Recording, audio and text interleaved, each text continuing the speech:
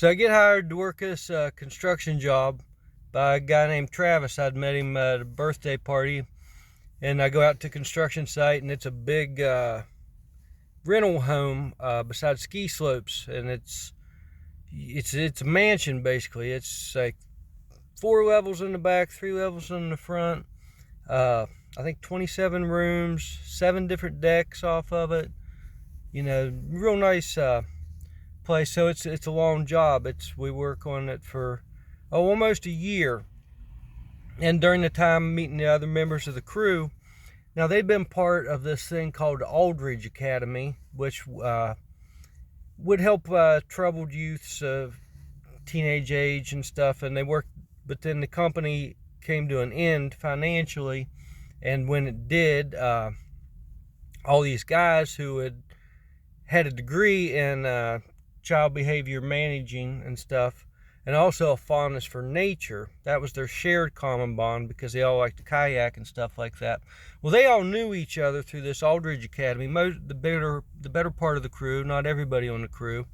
And so with that, they came in. One guy, Travis, got his contractor's license, and he became a contractor, and I got called out to the job. And that's a real good job with a great crew. I was the only guy on the crew, I think, that didn't have a college education, and that's like, so it was unusual. But we're really building a house and stuff, and not just a house, but a nice house, and it really called on some creative stuff. Not too much on my part, but there a lot of creativity went into the construction of the house. So it was just working on it was being part of a creative experience. So anyhow, during the course of working on it, this one guy whose name was Bert, he was also getting ready to build his own house for his family. And he says to me, he's like, I'm getting ready to build a house. It's a log house. It's close to Spruce Knob. And I was wondering, maybe on weekends or something like that, if, I don't know what you charge, but if you give me a hand. And I said, well, buddy, you got kids, and I got kids, and they're close to the same age and stuff. And I said, I'm sure my old lady likes to hang out with your old lady. And if you make us lunch and stuff, we'll come out and hang out, and you and me can work on the house, and they can hang out, and that'll be cool. And sounds like a good time.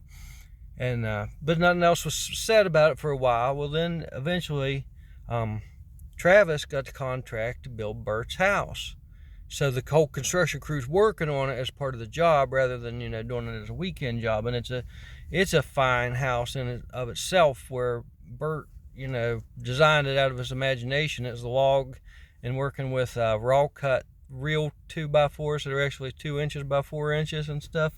It was a really cool house, but unfortunately, I think Travis had underbid it, to my understanding, to get it to the completion that Bert had in mind. And that's two creative minds working out a business deal, and so for me to say he underbid it, I don't even know all the details, because these were conversations I wasn't privy to. But over the course of things, the house, before it was completed, the funds were up, and we were off the job as part of Travis's crew, and Bert and Travis had their friendship was on rocky terms and stuff. So then afterwards, there comes a point where there's no more work for me to do for a period. And so Travis says to me, hey, if you can find side work on the side rather than file unemployment, I'd appreciate it, because right now I will find us work, and but I just don't have it right now. And so if you could, try and make do till then. And so then another guy on the crew, whose name was Brad, gives me a call and says, hey, Bert says he'll pay us $15 to go out and work on his place, $15 an hour, if you want to do it. And I'm like, sure, yeah, I'll do that. So one day out there, and then I get a call from Travis, say, man, I feel like I got a knife in my back. And he's like, man, how can you not know that about the business, that you don't go and work for somebody else I've been contracted by? And So I'm like, dude, I wasn't trying to stab anybody in the back. I promise you that much. In fact, I told Bert at one time I'd help him on the house for free. And so anyhow, Travis did later find work for me, and I went back to work for actually right away. You know, when he understood the situation, he did have work for me. And so later when I parted ways for employment wise, it had nothing to do with any of that.